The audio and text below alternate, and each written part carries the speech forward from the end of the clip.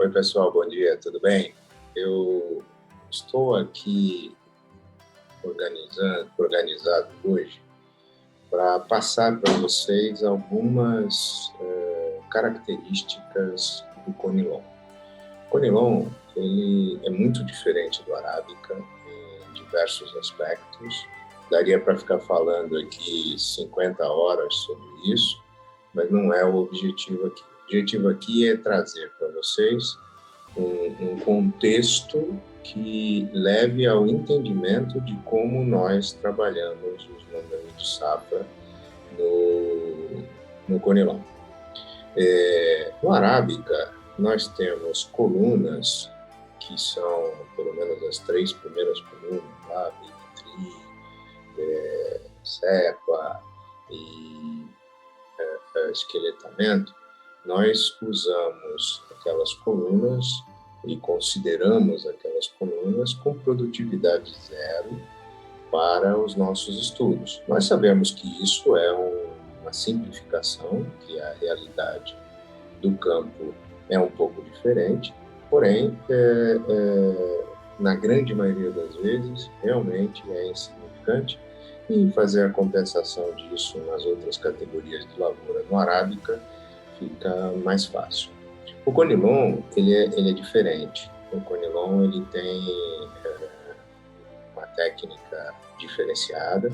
O Conilon, ele é um outro tipo de polinização. Então, historicamente, o Conilon mudou muito nos últimos 20 anos. O perfil da lavoura de Conilon mudou muito nos últimos 20 anos. Nós tínhamos Conilon praticamente de sequeiro, na maioria dos lugares. Todo Conilon, vamos dizer, há 30 anos atrás, era cada um plantado do seu jeito. A grande verdade é que o IBC, até 89, quando existiu, ele foi um organismo para tratar e orientar o Arábica. E o que acontece?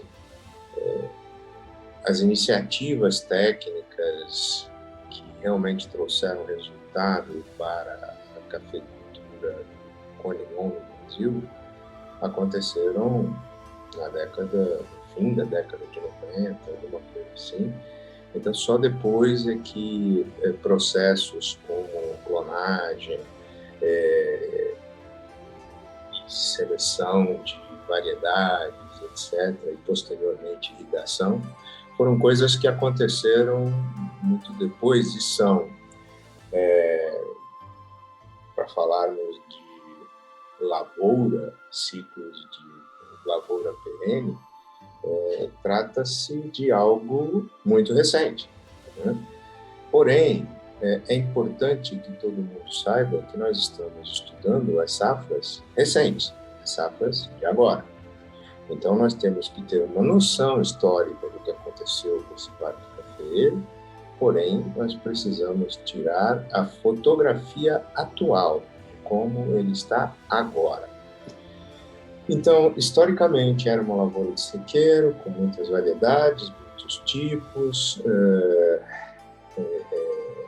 ou, para usar o termo correto, muitos cultivares, e esses cultivares eram espalhados ao longo das diversas fazendas e regiões, em altitudes pura e simplesmente quentes, cafés abaixo de 250 metros, a grande maioria entre 0 e 150 metros de altitude. E isso, apesar de ser uma lavoura concentrada, muito bem espalhada ao longo do Espírito Santo, Rondônia tinha muito também, e chegamos a ter bastante também no Pará. O sul da Bahia é mais recente, mas Nós tínhamos muito, praticamente de sequeiro. E com características bem específicas, né? O Espírito Santo fazia um café muito brocado, muito baixo, mas em grandes quantidades para a época. E Rondônia fazia um café melhor, seco ao sol, inteiro. Lá o café granava melhor, porque chovia com mais frequência. No Pará era uma coisa um pouco mais distante, mas isso da Bahia quase não existia em termos de... Aquele conilon mineiro sempre existiu em uma quantidade que variou de 100 mil a 300, talvez até 500 no saco de alguns anos. Mas o grosso sempre foi produzido pelo Espírito Santo. E aí veio a tal da clonagem. Que clonagem lembra a Dolly, lembra aquela cabritinha lá que foi clonada, lembra manipulação genética, lembra um monte de coisa, uma palavra pesada do ponto de vista agronômico e até ético em algumas questões. Mas hoje ele está só no campo da saudabilidade, da segurança alimentar. Mas o fato é que essa tecnologia da clonagem, ela não passa de grafting, ela não passa de enxerto. Então, são enxertos programados, são enxertos estudados, são enxertos segregados que acontecem ao longo da seleção por décadas. E aí começamos a selecionar aquelas variedades que eram mais produtivas, que davam mais qualidades, que se adaptavam melhor a este ou aquele terreno, e aí vai. Aí, hoje talvez eu não preciso ir num café e aprender um pouco como está a expectativa do parque atual em termos de cadastramento de clones existentes. Mas a grande verdade é o seguinte: um enxerto, ele repete aquele indivíduo, por isso é chamado de clone. Ele repete geneticamente aquele indivíduo, porque ele é aquele indivíduo, né? Tira um pedaço desse aqui e coloca ou numa raiz, ou numa folha, no caule, etc. Faz aquele enxerto e tudo que nasce aqui, ele é aquele indivíduo.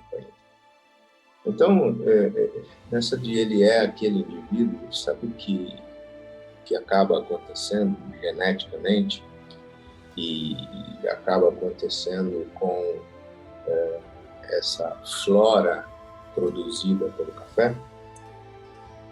Tem menos indivíduos, né? Então, apesar de toda a tecnologia, apesar de toda a irrigação, apesar de todo o conhecimento pré-colheita que o nosso produtor de conilon acumulou ao longo de todos esses anos, nós vivemos hoje uma situação fitossanitária de maior risco, porque os indivíduos, ou seja, embora com talvez centenas de nomes diferentes, com pequenas adaptações regionais, devido à topografia, microclima, com exceção dessas pequenas variações, estamos tratando de mesmos indivíduos. Então, eu não sei se nós temos 5, 10, 15 indivíduos apenas em todo o território nacional hoje, com 250 nomes diferentes. Acho que ninguém sabe, na verdade, mas é um fato. Nós estamos em situação de vulnerabilidade patológica. E isso requer tratamento, isso requer proteção de safra, isso requer uma série de medidas nutricionais que previnam uma eventual infestação de insetos ou uma eventual contaminação de doença. Então, a cafeicultura do Robusta evoluiu para essa situação de altíssima tecnologia, altíssima produtividade, altíssima segurança pela irrigação. Mas é uma coisa importante para você que não tem experiência, não anda no campo, não é agrônomo, ou mesmo se é um agrônomo do Arábica, não tem experiência com Conilon. É uma cultura que ela não é autopolinizadora como é o do Arábica. O Arábica, se nem talvez tiver abelha, ele se vira, ele se autopoliniza, é uma cultura que não depende de ferramenta masculino e feminino para fazer a reprodução. No Conilon é diferente. No Conilon nós precisamos plantar os diferentes cultivares para que eles fiquem próximos para promover uma polinização cruzada. E nem sempre o cultivar polinizador, quase sempre o cultivar polinizador é tão produtivo quanto o outro. Então aí é daí que vem o grande salto tecnológico na escolha dos polinizadores, na escolha dos produtores, dos polinizados, todos são produtores. Enfim, são questões que vão levando o nosso Conilon para uma linha tecnológica bastante diferente do Arábica, tanto na formação como no plantio. E hoje a formação de uma lavoura de Conilon, ela praticamente toda... ninguém planta uma lavoura nova de Conilon pensando em sequeiro. Só pensa em irrigado, com controles, muitos com fertirrigação. Ainda existe muito menos fertirrigação do que deveria, mas porque também nós estamos iniciando uma nova transição nessa cultura. Essa cultura começou com irrigação do canhão, como é em alguns lugares do Arábica. Depois ela passou para irrigação com aspersores aéreos. Depois passou para microaspersão por baixo das plantas. Depois, mais comum, com mangueiras esticadas por todo o cafezal. E, claro, a tecnologia, que existem 2 ou 3, mas a tecnologia mais recomendada com melhores resultados, que é a de irrigação enterrada, com controle do computador, etc. Bom, a tecnologia é fantástica, é ótima, permite que, inclusive, alguns produtos de proteção de safra, que consideram a maior vulnerabilidade do nosso negócio de plantação de Conilon no Brasil, permite que seja feito pela fertirrigação através dos dutos. Não é fácil, não é simples, exige bastante investimento. Por isso que também se fala muito dos custos da lavoura do Conilon. Ele está inversamente ele custa relativamente muito para produzir, mas ele tem altíssima produtividade, muito por hectare, mas tem altíssima produtividade, então ele dilui melhor do que o arábica, ele acaba dando, às vezes, resultados melhores para o produtor de conilon do que os produtores de arábica de alta tecnologia têm com os seus cafés. Porém, o conilon, ele tem essa questão de vulnerabilidade de custo, por um lado, pela alta tecnologia implantada, e ele tem uma vulnerabilidade que é, eu não vou dizer eterna, mas ela é fundamental, que é mão de obra. Ainda não se consegue colher conilon ainda não se consegue colher conilon mecanizado, como se faz no arábica. Estamos numa evolução em várias linhas de trabalho. A primeira linha de trabalho foi tentar inventar processos e máquinas que ajudassem a colher o conilon. Isso começou há mais de 20 anos atrás. Depois alteraram o formato das lavouras, e esse formato das lavouras, a forma de plantar, o espaçamento, tudo começou a ser pensado na direção de criar máquinas para eventualmente plantar o conilon de uma maneira que pudesse ser colhido por máquina. Depois gera aquelas lonas plásticas, que o pessoal corta os galhos, põe ali, a lona plástica leva para uma trituradora, que é tipo uma adaptação de uma descascadora lá de feijão, enfim, muitos esforços foram implementados nos últimos 20 anos para tentarmos criar uma maneira de colher conilon sem depender da mão de obra.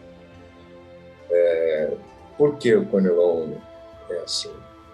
Para você que entende, que é do campo, isso pode ser uma informação tão irrelevante e boba, mas o que ocorre, para aqueles que não sabem por que é tão difícil, é que a grande diferença entre o arábica e o na questão do momento de colheita é que quando os dois amadurecem, o arábica ele fica muito mais fácil de cair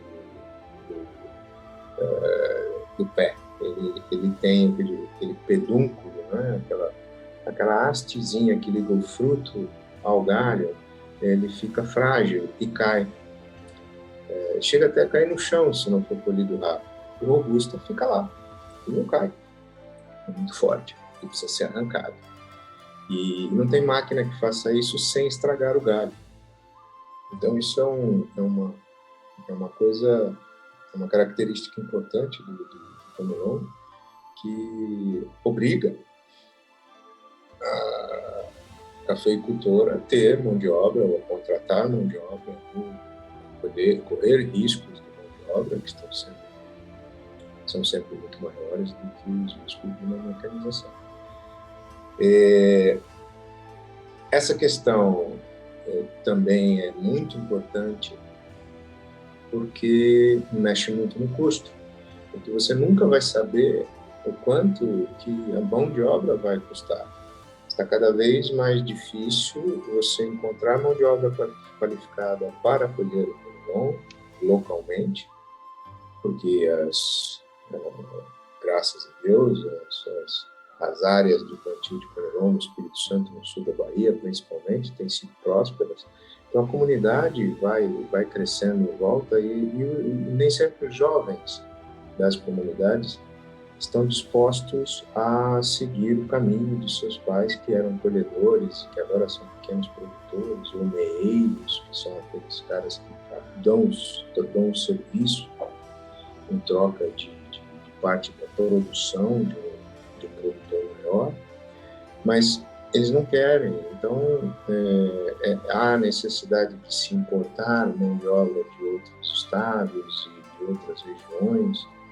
Isso tudo incorre em riscos, em custos, em riscos trabalhistas, numa série de questões que dificultam bastante o crescimento da cafeicultura. Entendeu? Eu costumo dizer que o dia que nós realmente tivermos uma solução para a colheita, grandes grupos vão plantar um Vietnã no Brasil, de robusta. Não tenho a menor dúvida disso. Isso é algo que está no caminho de acontecer. O Brasil já é o segundo produtor de robusta do mundo, enquanto país. Ele não é o grande exportador, porque a gente consome muito desse café aqui dentro do Brasil. Mas, de certa forma, acho que o que é mais importante aqui para nós, na questão de safra, é a planta de Conilon, ela, com toda essa tecnologia, ela então tem ciclos de queda, a planta, ela tem ciclos de queda de produção menos acentuados do que o arábica, porque é tanta coisa contribuindo para a sua produtividade, né, para manter a sua produtividade, que o ciclo biológico desse canéfora, ele é minimizado por todas essas questões. Então, isso é natural. É uma consequência natural da tecnologia, né? E não que, se fosse uma coisa pura e simplesmente natural, nós teríamos uma variação menor, porém uma produtividade também menor. Acontece que com uma tecnologia altíssima, nós temos produtividades assustadoras, né? Eu, como produtor de arábica, quando eu visito as terras do Conilon, vejo a tecnologia, vejo as produtividades que eles alcançam, assim, às vezes eu me sinto competente na questão de produtividade, mas não é característica do produto, da lavoura. E hoje, inclusive, nós temos Conilons a 600 metros de altitude, que foram terras anteriores muito usadas para arábica, com terreiros e mentalidade de café arábica. E hoje se produz Conilons muito bons e muito finos, nessas altitudes maiores, onde o conceito de tecnologia pós-colheita não precisa ser implantado, porque esses Conilons, o objetivo deles não é o mercado interno, onde não existe uma necessidade, um pedido do cliente para que seja melhorada a qualidade média e tal. O cliente interno brasileiro hoje quer preço, quer quantidade, quer rapidez e quer frequência. Ele não pede muito por qualidade, pede por pureza, pede por uniformidade da entrega, mas qualidade não é algo que tem estimulado o produtor de Conilon no Brasil nos últimos anos. Porém, esses Conilons de altitudes maiores, entre 400 e 600 metros, eles vêm com a mentalidade arábica e foram basicamente algumas lavouras implantadas de crescimento de área ou trocadas do antigo arábica para o Conilon com novas tecnologias, e isso eles já tinham, esses produtores nessas regiões, a mentalidade do pós-colheita cuidadoso, e daí estão saindo cafés maravilhosos, com quantidades menores e tudo. Não, em geral não atendem o mercado interno de gourmet, atendem algumas especificações no exterior, mas de certa forma eles são minoria São produções para nichos crescentes. Aliás, o uso de robusta no mundo, diante dessa explosão de preços que aconteceu depois da geada de 2020, é nítido. Nós estamos vendo que o crescimento de uso de robusta no mundo é muito grande. Mas a questão aqui, para o nosso caso aqui do Conilon, eu gostaria de colocar para vocês é o seguinte: nós temos nós temos cada lavoura, cada produtor é uma cabeça, cada lavoura é de um jeito, mas existe, na média, o que a gente, pelo menos eu tenho observado nos últimos, vou dizer, 10 anos,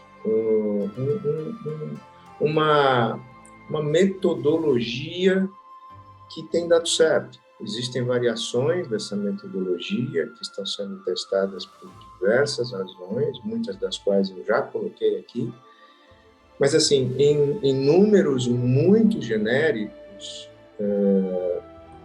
o Conilon, ele ele passou a ser uma lavoura muito bem planejada, com podas programadas, e são podas técnicas que aproveitam a estrutura da planta e causam um histórico impacto de produtividade nos seus ramos, e muito tem se falado, tem lavoura de 4.000 pés, tem lavoura de 15.000 pés, tem lavoura de todas as densidades, ou tinha, porque ao longo dos anos o que aconteceu é que, dependendo do espaçamento entre plantas e entre linhas, você tem uma quantidade, tem gente que planta uma haste apenas por cova ali, né? Mantém um galho só central, na maioria dos casos, mas tem gente que deixa 2, tem gente que deixa 3 e raras vezes tem gente que deixa 4. Quando você põe um só, a distância entre plantas diminui, porque você vai ter uma haste só produzindo café. Quando você põe 2 hastes, a distância aumenta. Quando você põe 3 hastes, a distância aumenta. 4 hastes deveria aumentar. Em geral, não fazem. Eles põem a mesma distância, a mesma densidade com 3 e com 4 hastes. O que eu tenho observado é que quem acaba obtendo melhor resultado em termos de lucro são aqueles que programam a sua lavoura, com toda a tecnologia, etc., para ter 10.000 hastes em 1 hectare. As 10.000 hastes em 1 hectare, aí as conformações vão ser inúmeras. Né? E eu estou dando um número redondo, que foi o número que eu aprendi na prática, que às vezes nem o próprio produtor tem isso na cabeça dele, mas é o que ele acaba fazendo. Ele acaba descobrindo que em 1 hectare de alta tecnologia, irrigado, etc., ter 10.000 hastes é o que lhe dá o melhor resultado ao longo de pelo menos 2 ciclos de podas programadas. Quando nós usamos no Arábica lá 6 categorias de lavouras para serem analisadas, as que foram plantadas e ainda não estão produzindo, as recepadas que também não estão produzindo, que estão em safra zero, as esqueletadas, essa safra zero do Arábica vai demorar, então vai chegar. Aquela esqueletada que já a partir do ano que vem já vai dar forado, vai dar 2 anos, são lavouras que a gente considera naquelas colunas 000 e usa nas outras 3 categorias, lavouras em produtividade em ascensão, lavouras em produtividade plena e lavouras em produtividade em declínio.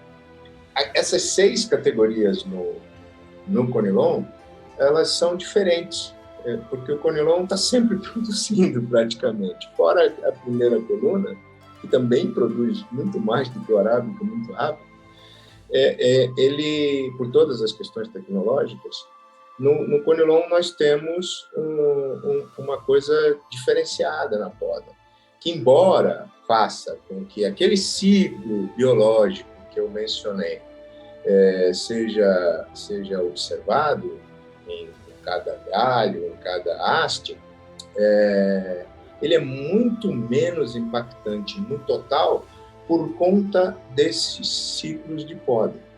Que, assim, eu não quero fazer dessa explicação uma enciclopédia, nem uma coisa extremamente pesada de ser assistida, mas eu vou mostrar aqui alguns desenhos muito rápidos para poder mostrar para vocês como essas podas elas podem impactar e por que é muito difícil a gente ver uma queda muito grande ou uma subida muito grande de produção no Conilon. É que toda essa tecnologia de podas programadas fez com que a nossa produção de Conilon tenha crescido ao longo dos últimos anos e sem grandes quedas, sem grandes elevações, a menos de um fator climático gigantesco que aconteceu lá em 2017, não lembro agora qual foi o ano, mas nós tínhamos uma seca terrível que acabou baixou o lençol freático,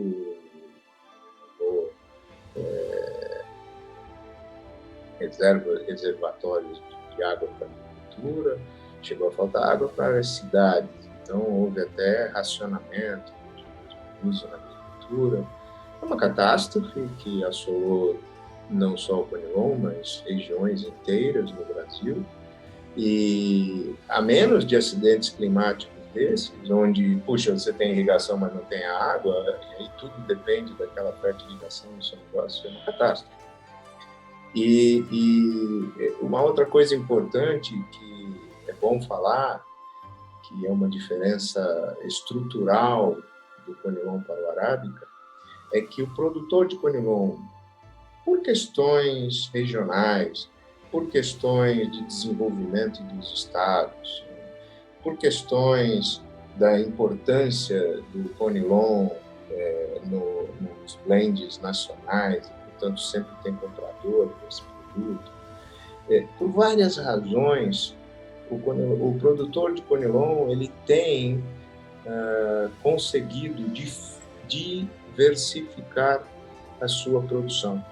Então, ele tem alternativas para vender. Ele tem pimenta reina, ele tem papaya, ele tem... Dá para fazer, alguns são criadores de gado, eles têm muitas alternativas de negócio, sem contar que muitos cresceram na direção de negócios não agrícolas e diversificaram todo o seu negócio. Ou seja, em muitas ocasiões em que o preço do Conilon cai muito, o produtor não vende e vende outra coisa que ele produz ou se mantém de uma outra maneira. Ele está muito capitalizado. Em alguns momentos, sim, mas mesmo quando ele não está capitalizado, só o fato de ele ter alternativas para gerar o seu caixa de sobrevivência ali, ele não se rende a preços muito baixos do mercado. Que isso também é importante na hora que a gente analisa as áreas em produção, categorias de lavoura, se está tratando ou não, se investiu mais ou não, se a energia elétrica subiu ou não para a agricultura. Tem várias coisas que nesse curso aqui, nesta mentoria, nós discutimos e fazemos muitas análises que são, muitas delas, nós não temos nem elementos estatísticos para analisar, mas como a metodologia ela olha para a mesma coisa de muitos ângulos e entendendo muito bem o impacto de diversas variáveis em tudo isso, a gente acaba tendo um conforto razoável sobre as nossas estimativas. O Conilon é uma coisa assim maluca, né? Se você vier para a mentoria e quiser, eu vou colocar esta introdução ao Conilon no ar, e não somente para o grupo da mentoria, mas se você se juntar ao nosso grupo, você vai ver que as discussões são muito ricas e que a gente vai desenvolvendo um conforto ao olhar para potencial de área plantada, como está o perfil daquela lavoura, que tipo de produção esses cálculos estão gerando, e a gente olha para o resultado e fala, bom, faz sentido ou não faz sentido? Onde nós erramos? Será que é no perfil? Será que é na área? Será que... Enfim, porque todos nós sabemos, né? As estatísticas que nós temos no Brasil, elas não são boas para um uso cego, sem cruzamento de informação. Pelo histórico, pela dificuldade que temos, os nossos próprios órgãos governamentais são muito bons, muito dedicados, mas não tem às vezes recursos para fazer atualização.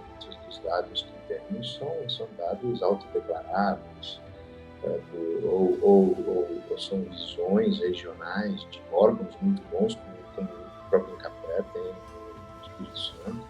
Talvez seja um dos melhores em termos de questão de área, de análise da situação do produtor. Porém, as coisas precisam fazer sentido.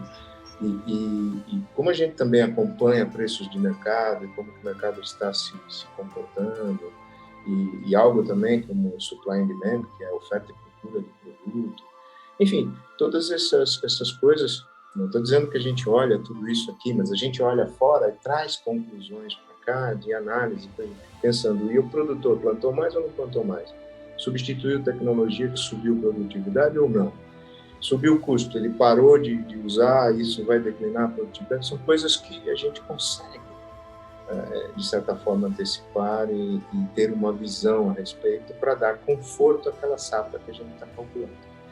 Agora, quando a gente vai para o campo, vocês que não conhecem as áreas de Conilon, ou vocês que conhecem e não vão com frequência, ou nunca foram com frequência, e não tem um histórico na cabeça, como eu tenho, muitas pessoas têm, é difícil você olhar para,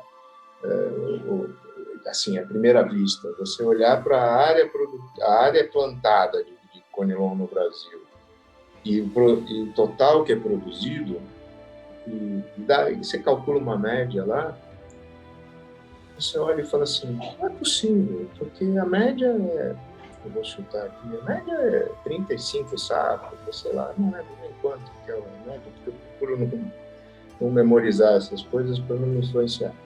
Mas você olha e fala assim, mas eu andando no campo, eu nunca vi uma lavoura de Conilon com tão pouca produtividade.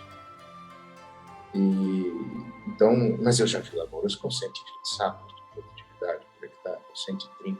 Eu vi uma lavoura outro dia, numa reportagem de 197 sacos por hectare. Tem gente que faz mais de 200, eu nunca vi. Mas o que ocorre...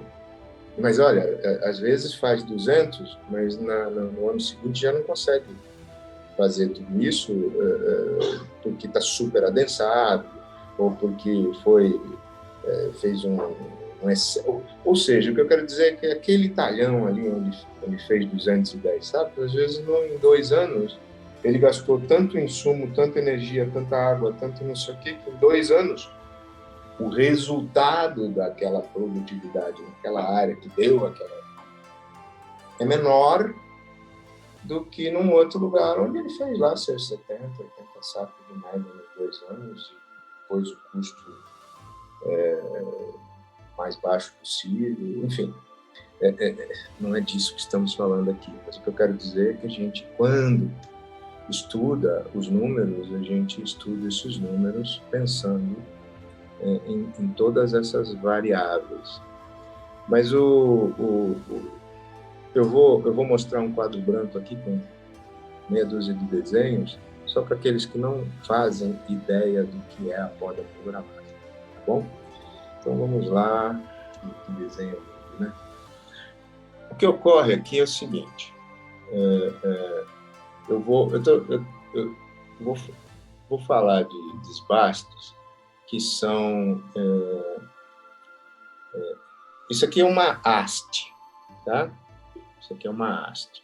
Você tem milhares, não, tem centenas de vídeos com como fazer esses desbastes, como fazer essas desbrotas. Mas o que eu quero que vocês saibam é o seguinte, conforme a haste vai crescendo nessa direção da seta,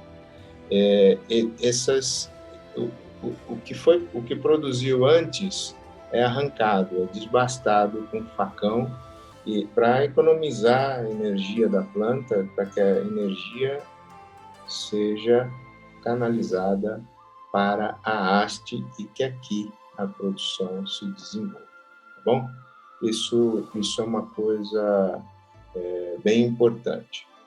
A outra coisa importante, então você está vendo aqui 1, 2, 3, 4, 5, 6, eu vou dizer que é o primeiro ano, o segundo ano, o terceiro ano, o quarto ano, o quinto ano, o sexto ano, tá bom? Falei que a gente usa lá 6 categorias no Arábica, e no Conilon nós vamos usar coisas parecidas, tá? Isso aqui eu vou deixar público até este ponto, e depois, para o nosso grupo interno, a gente vai evoluir na direção das planilhas e dos exercícios da metodologia que nós fazemos lá. Mas o que ocorre na lavoura, para todo mundo que tem pouca experiência com isso, é que a poda programada, claro, o sujeito precisa plantar primeiro, né? O sujeito precisa plantar primeiro e criar essa plantinha que vai demorar 1 ano para chegar nesse ponto aqui. Nesse ponto aqui, no segundo ano, ela já dá de 40 a 70 sacos, depende do que é maravilhoso, né? Esse é o ponto em que o Arábica já fica super rentável. Mas o Conilon é isso. Então, eu botei 60 sacos aqui. No terceiro ano, ele já está dando lá 100 a 120 sacos. E está crescendo bastante. Dificilmente eu desenhei ele aqui no terceiro ano desse jeito, mas às vezes no terceiro ano ele ainda está com um porte... Tem mais hastes aqui dentro da planta, mas ele está com um porte mais parecido com a planta pequena.